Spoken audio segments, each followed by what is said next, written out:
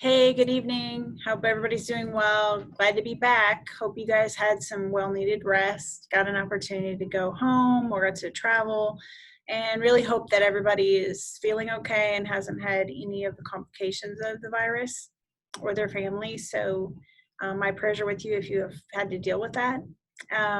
Really glad that we're all going to be working on this. Obviously, some of you probably haven't had online classes. You're not looking forward to it. It's not my favorite way of teaching either. Don't get the interaction and don't get an opportunity to read whether you're understanding what I have to say or not.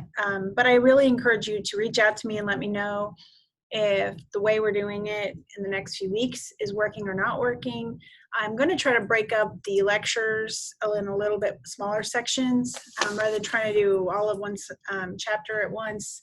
Kind of break it up, give you guys an opportunity, try to reinforce it with some of the some short YouTube videos or white papers that give you a quick summary of the concept. So maybe it's not as straightforward in the book or how I'm explaining it. Maybe it'll give you a little bit of a better handle on it. The next exam actually covers a lot of personal health benefits. So it's going to cover life insurance, it's going to cover annuities, it's going to cover health insurance.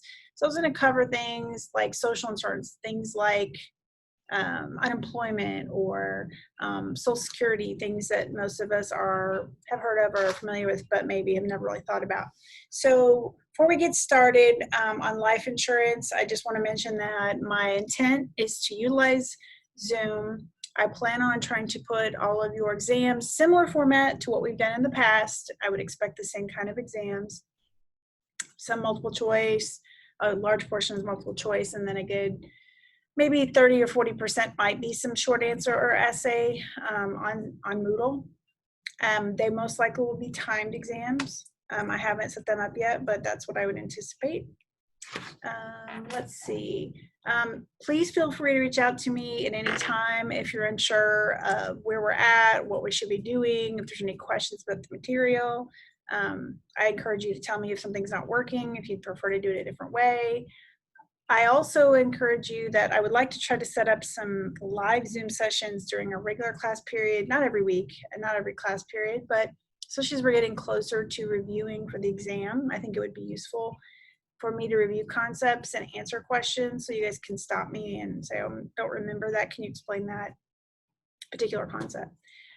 With that, I am going to share my screen with you. I'm going to go to Chapter 11, which is over life insurance. And most of you know, you guys remember. If you don't, I'll repeat it real quick. What are the top 4 financial risks we all have to face in our lifetime? And I say financial risks. There's lots of other types of risks that we put ourselves out there with, but let's talk about the big ones. First of all, unemployment. That's one that we don't always think about, but facing what we've been facing in the last several weeks and in the coming months, we know unemployment's going to be a reality for a large portion of the population, not experience unemployment to the levels that we anticipate.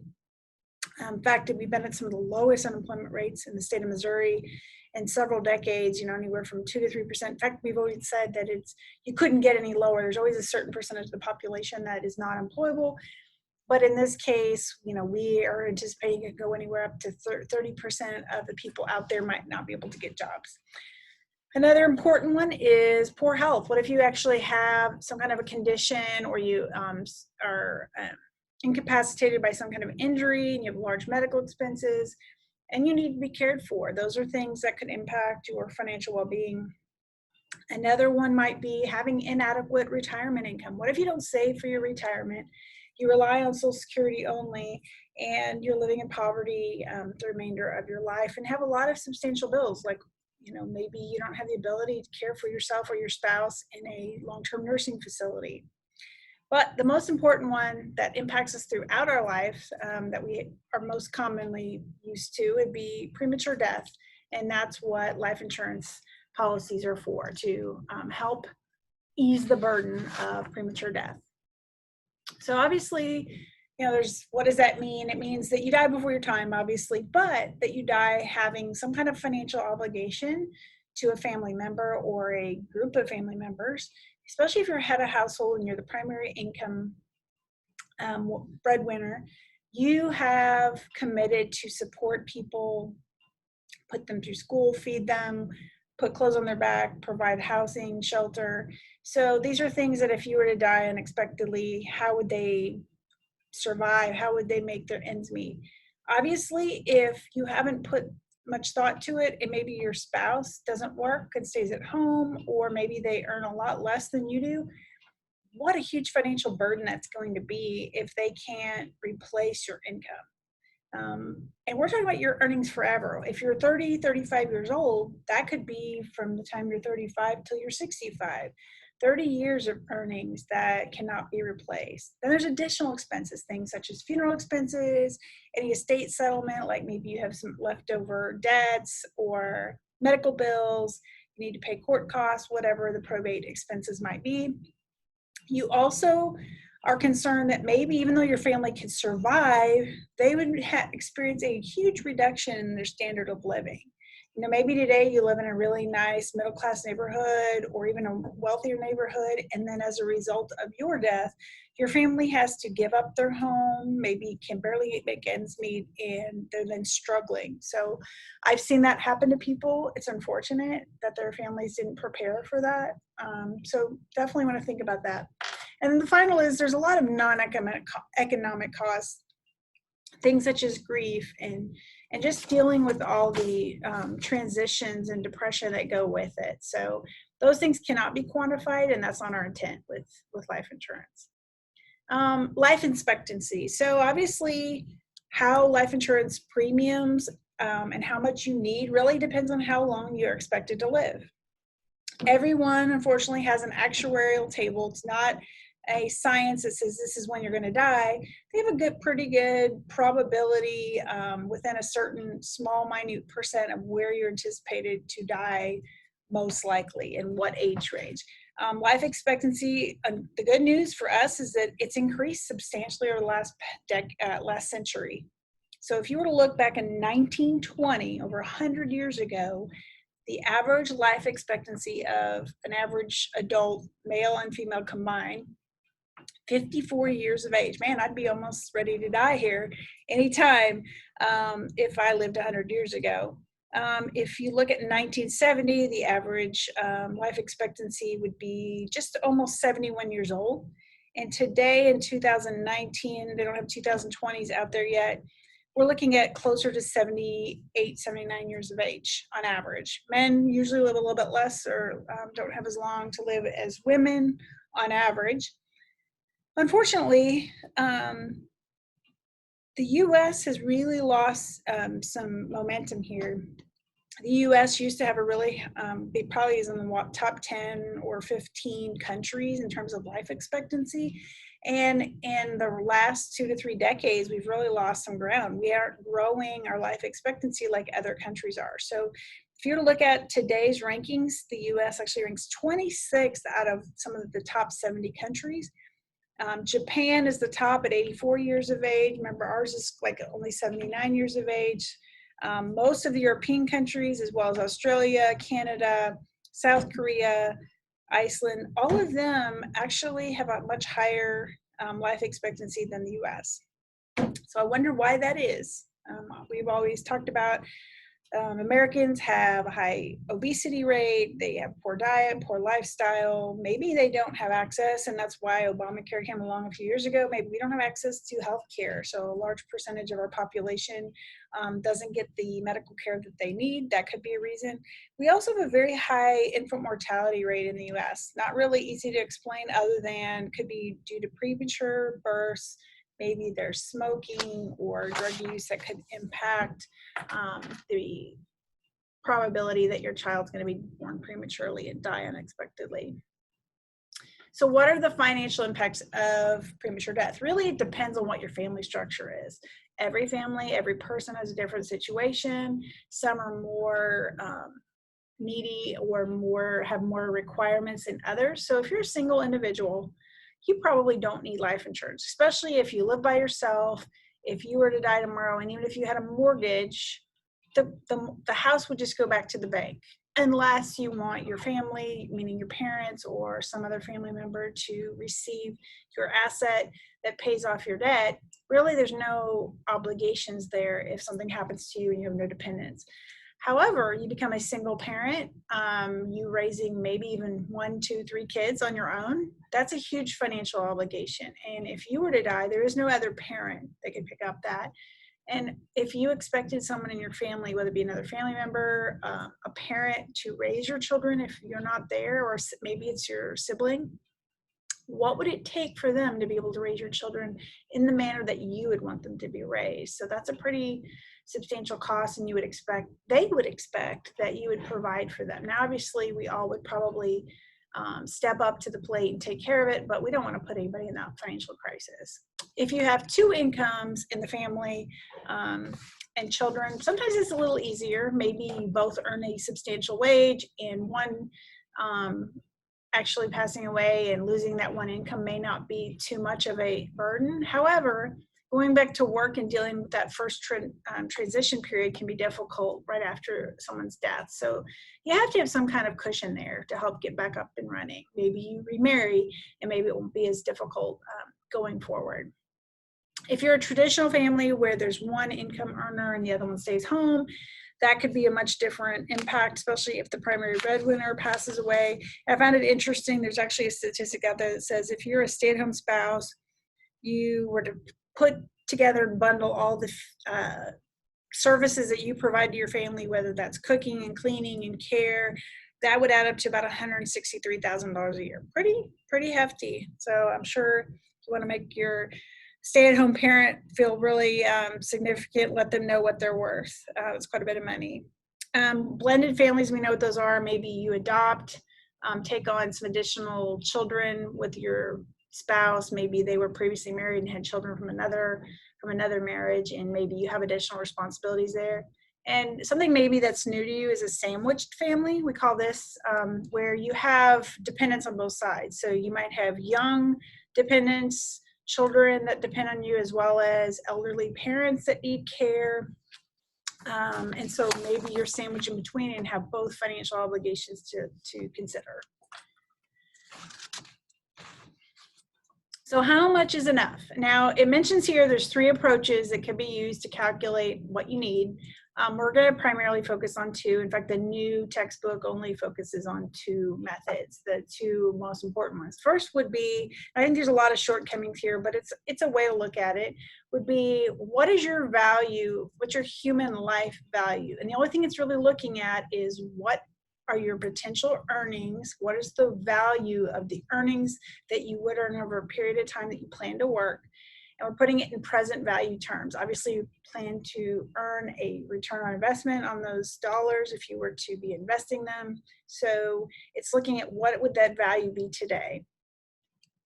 So how much is enough?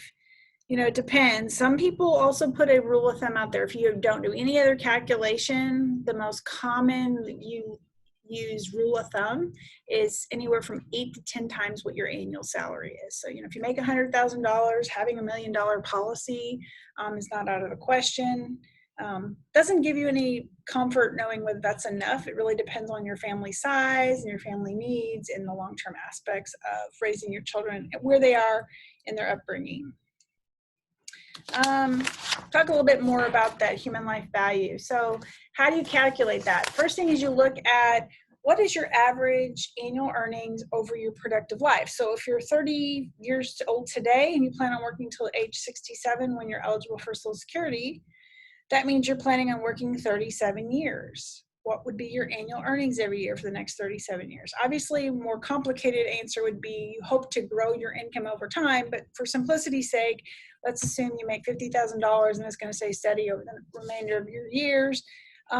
The one thing you need to deduct out, we all know your gross earnings of $50,000 don't all come directly into your bank account. You have to pay taxes, you're paying insurance premiums, you're actually paying to support yourself, but if you're not there, they no longer have to worry about feeding and paying for any of your medical bills. So if you take out your own self-maintenance costs, your taxes that you would normally, you get down to the net income that would actually be there to support your family. It's probably something less, maybe let's say it's $30,000 a year. If you take 30,000 a year times the 37 years we talked about working from the age 30 to 67, and you put it in present values term, you would come up with a discount rate. You could use something reasonable like 5%, 6%, whatever you choose, whatever you think is a reasonable discount rate to apply, and that would give you the value of your life, what kind of insurance you would need to buy. Now, there's a lot of things that aren't factored in there. It doesn't take into account additional expenses, things that are outside of the norm, the additional services that you provide your family.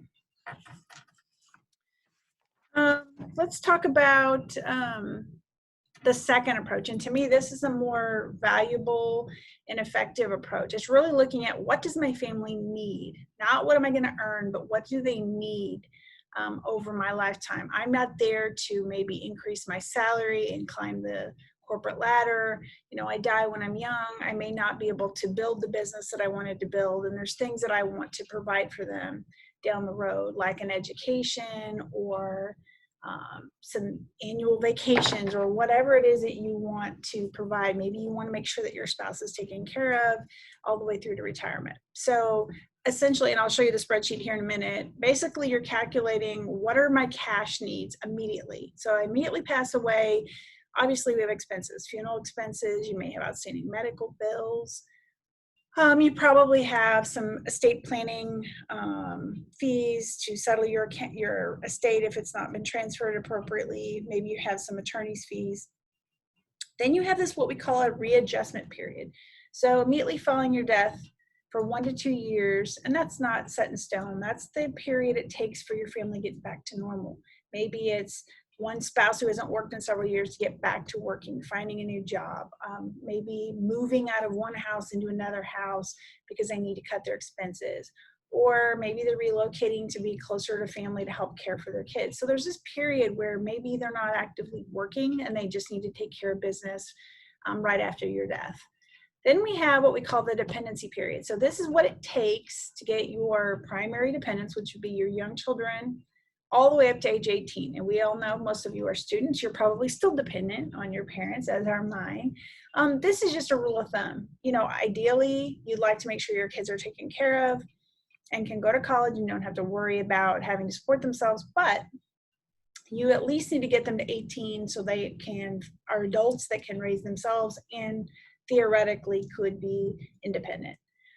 You also might want to look at, what do I want my surviving spouse to have? What's the income between the time that the dependents are grown and they get survivor benefits all the way till they are eligible for Social Security when they're 65? There might be a need. Maybe your spouse didn't go to college or has a financial need. Maybe they're crippled. Maybe you have a child that has special needs. Maybe that, someone who has a disease that needs to have full-time medical care, that they can't just be relied on to be independent when they reach a certain age. Then we have other special needs such as college education fees, emergencies, and what other retirement. Maybe there's a certain lifestyle that you plan to project for your wife or spouse, and you want to make sure it's provided for. So here's an example. This is a really simple spreadsheet, and if you actually go to the internet, there's a lot of different spreadsheets that are similar. What cash do I need initially?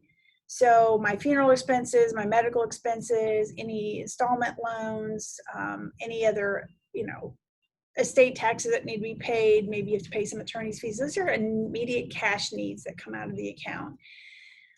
Also, you have the long-term income needs. I'm going to have to replace the income that they would have provided if they were still alive. And we have to look at not only the readjustment period, which may be more lengthy, meaning you need full support for a couple of years to get you through.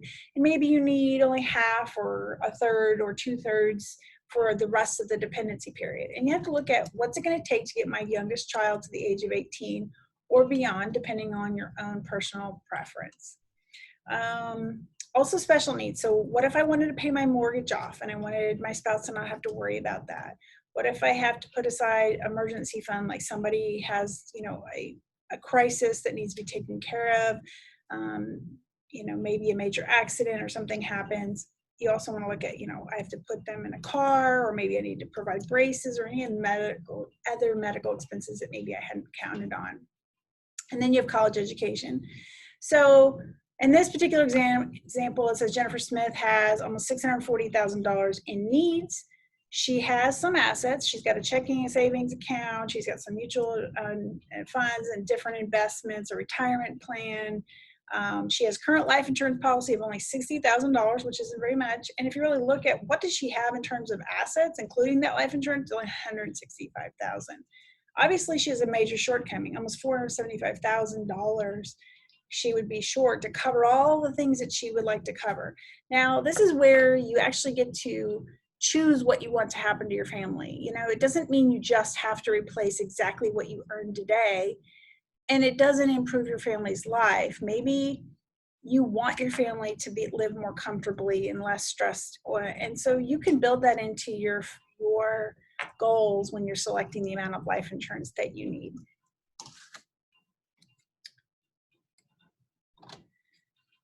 Okay, talk a little bit about the last one, and I'm not going to cover it very quickly. It's not even one that's covered anymore. It's basically the same thing as the needs, except that you're looking at what capital, what asset value do I have today that could be invested, basically doing a full personal balance sheet, determining how many assets you have and how much are income producing capital, like maybe you have rental properties or you have a portfolio of investments that could earn a return on your investment. So if they're producing income, that helps supplement your needs if you have enough investments there to support your family. This is probably a little bit less useful than the needs-based, but similar. Like I said, there's a lot of internet tools out there. If you ever wanted to help a family member, yourself, a parent look at how much do they really need, this is a really good place to start. Most families own a sufficient have an insufficient amount of life insurance today. In fact, it says in 2010, only 44%. I did a little bit of research and looked up, and it says today in 2019, latest information available, more like 57% of households have insufficient income or have any type of insurance at all, which again, still probably inadequate, but at least they have something. And then we have, surprisingly enough, almost 37% of households out there have no life insurance whatsoever. So if something were to happen tomorrow, they would have nothing to help their family with in covering final expenses, let alone providing any future income or educational assistance. So why is it that people don't buy life insurance? And, you know, a lot of people procrastinate. They say, yeah, I'm meaning to do that. Haven't gotten around to it yet. I'm young. Why would I be worried about it? I'm 30 years old and I have a long time to live. I'm not worried about losing my life at an early age. What you have to think about is anytime you have a major change in your life, like you having a child, you get married, you buy a home, these are all additional financial obligations that you need to factor into your life insurance. So yeah, when you're single, you don't need life insurance potentially. You get married, you may have a different financial obligation than you did before you were married. Maybe your spouse is going to stay home part of the time, or maybe you share in the mortgage. You buy a new home that's a higher dollar value, you may have to increase your limit. You have a new child or second child. Every time I had a child, I had 3 children in a short amount of time. Every time a new child was coming along, I actually would look at the amount of insurance that I would want and would increase that. And obviously, as you get closer, my kids get closer to grown, independent age, less likely to need the insurance. Or if your mortgage is paid off, probably don't need as much as you used to. So something to look at, I recall that it's real common back 15, 20 years ago, people would buy $100,000 worth of life insurance thinking, oh, that's a lot of money. Really not. If you think about it, an average income for a middle-class person might be $80,000, $90,000. That's not even barely 1 year's worth of income plus all the expenses that require. And 1 year is not enough time to get back on your feet. In fact, they may never get back on their feet if you don't have that substantial pool of money there in life insurance to help them. So again, another reason might be that people think life insurance is just too expensive. And if they're looking at what a life insurance salesman's trying to sell them, which is whole life, full life benefit, cash value insurance, that's probably true. I myself would not want to pay the kind of premiums it would take to have $1 million policy in a whole life insurance policy. However, there are affordable options out there, which I will share in a moment. So a lot of people, if they can barely make ends meet, they're not likely to buy life insurance. They're going to be worried about putting food on the table, paying the mortgage, paying their utility bill. So they barely have enough money to get by. The last thing they're worried about is covering life insurance. Unfortunately, those are the people that need it the most, because if something happens to them, likelihood is their children will not be provided for, and it'll be even harder on their families when something happens. So what type of life insurance? I'm going to cover primarily term insurance in this segment, in this lecture, but there's two. There's temporary protection, which is term insurance, and then there's permanent, we call it cash value life insurance. It actually has a savings component to it, and other people call it whole life. You'll hear me use those interchangeably. So something with cash value has that savings component. It builds value over time. And there's a huge difference in what they provide. Term insurance, being temporary, is a lot cheaper, and it serves a specific purpose that the other one does not. Okay, so under term policy, again, protection is very temporary. It's while your kids are in the home, while you have a mortgage on your house, and while your kids are under the age of 18, or while they're still in college. So it serves a purpose for a period of time. It expires at the end of a policy period, which could be every year, or it could be 10 years, 20 years, 30 years, depending on how you want to buy it. So most term policies are renewable. In fact, mine is an auto renewal. I have a $1 million term policy. It's auto renew, means that if I don't tell them to cancel it, they continue to take funds out of my bank account. And it's a very affordable. I'm going to share in a moment how affordable it is and why it's probably misleading to most people who think they can't afford life insurance. So over time, though, as I get older, my premiums have gone up. Not substantially, but if I subject myself to another health exam, which I did a couple of years ago, then they say, okay, you're still healthy. We're going to go ahead and give you the better rates. We call those select rates. And then you continue to pay a lower rate. But there will be a point in time when I'm closer to 70 where I will probably reach the max age that they'll allow me to buy a term policy. Because at that point, chances are I'm going to die, and I'm not going to pay in very long to allow the insurance company to recoup their investment. So what kind of types of life insurance, term life insurance is out there? Most of them are convertible, meaning that, yes, you might buy it for a temporary period of time, but you may have the ability to convert it to a cash value policy down the road without having to prove that you're still insurable, which means that you're healthy. You can either do it under, when I attain a certain age, I will be converted at the premium that would be at that age. So if I'm 40, maybe I'm going to be charged a premium at the age of 40, but I originally placed the policy when I was 30, that would be under the original age policy or method, and they would charge me the premium that I would have paid if it was when I originally placed the policy back when I was 30. So there's different ones. Obviously, original age would be better. You get the lower rate for a period of time when you convert it. Yearly renewable, you could do it year to year like mine. Some people like to do it for a period of 5 years or more. Some do it for 10, 20, 30. They say, you know what, I need it for 20 years. That's going to get my kids from the youngest age out of the house, or 30 years to get me through the remainder of my mortgage, and then I don't have to worry about it. You don't have to put a date on remembering when you need to expire. And then you could, excuse me, also pick one that's get you through to age 65. Which basically, until I'm eligible for retirement, but as we all know, or some of you should know, if you're young, which you all are, including myself, I'm younger than baby boomers, I'm going to have to work till at least 67 before I'm eligible for that Social Security, if it's even there. So there's also something called a decreasing term policy, which is actually kind of a good method, meaning you don't need as much insurance as your kids get older and your mortgage is being paid down. So you could buy a decreasing term policy, which means that the face value from $1 million goes down over time, maybe eventually goes down to 500,000. You don't need as much as you used to. And so you pay the same amount, but the face value declines each year, more aligned with what you need. Also, sometimes people forget to pay their premiums. Maybe things get tight, like over the next several months, where people are out of a job, and one thing that's going to go by the wayside is paying their insurance premium. So let's say they can't pay their premium, they're going to be canceled, And maybe they have in their policy a reentry term policy, which allows them to get back in at the rate they were at when they first canceled, when they were canceled, and they don't have to show proof of insurability. Maybe they can take a health exam to make sure they're still healthy, but making sure that's in your policy is also good. And the best part is return on your term of policy. So I mentioned that I was going to tell you about mine. I actually have had $1 million coverage probably the last 20 years.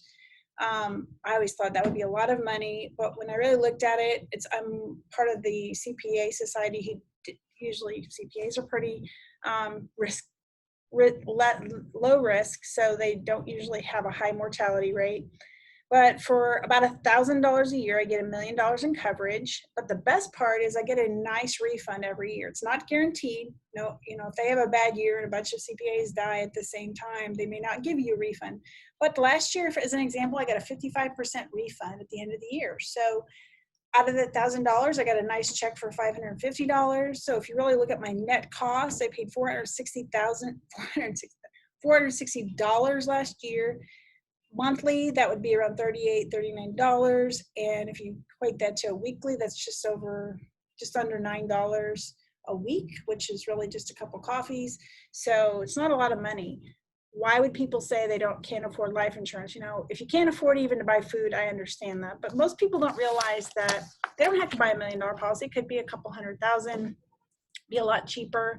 And it's really going to give them a peace of mind that they've got something to support their family if something happens.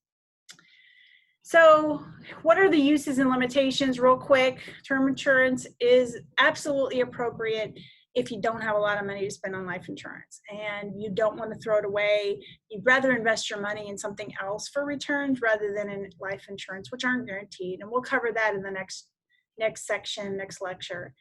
The need is just temporary, meaning I don't want to have guarantee of my income for the rest of my life. I just want to make sure that my family is raised and that they're supporting themselves and my need goes away when they're raised, or the house is paid off, or my spouse is self-sufficient. And then you are guaranteed future insurability until you reach a certain age. So that's kind of nice. The two shortcomings or cons with term life insurance is that your premiums do go up over age. Unless you can, prove that you're still healthy, you'll get a little bit better rate, but they're going to go up over time. And then eventually they become prohibitive, so you can no longer buy a policy. Term insurance also is inappropriate if you wish to take money and save it. So it's like giving money to the insurance company, which we do all the time, give money to the insurance company for our auto insurance. We don't get a refund usually. And the same thing with life insurance. You're paying for the peace of mind of having life insurance. But if you choose to get a return on what you're paying in, then you might want to look at whole life, which I know there's some investors out there that'll tell you it's not a good investment that they would recommend. So we'll talk more about that, and I'm going to provide a video clip on why it's not a preferred savings method. And then here's just a quick example. So, over time, if you're buying a $500,000 term life insurance policy, if you're a female and male, you both start out with the same rate, about $140 per year for 10 years to have a 10-year coverage. But if you wait until you're closer to 70, for a 10-year policy to get you through to 80, you're going to pay $2,425 a year. If you want a 30-year policy, which that's going to get you through to your 100, pretty expensive. It's almost, $11,000 a year, and there's some, prorated amounts in there that everyone's paying into that same pool, so spreads the risk. But just to give you an example. And with that, I'm going to cut it off, and I'm going to post some other videos, and I am going to expand the time that you guys have to do your homework. So no worries on that. I'm going to end the video real quick and provide to you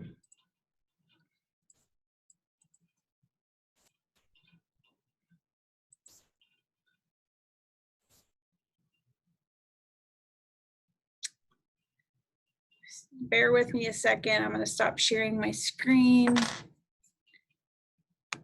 And I'm going to say goodnight. I will be posting your next video for Wednesday, which will cover whole life. You're going to have additional time to complete your homework that's been posted. I did not adjust it from before break when you got extra time off. But anyway, take care. Feel free to reach out to me if you have any questions, and let me know if I can help in any way. talk to you soon. Bye.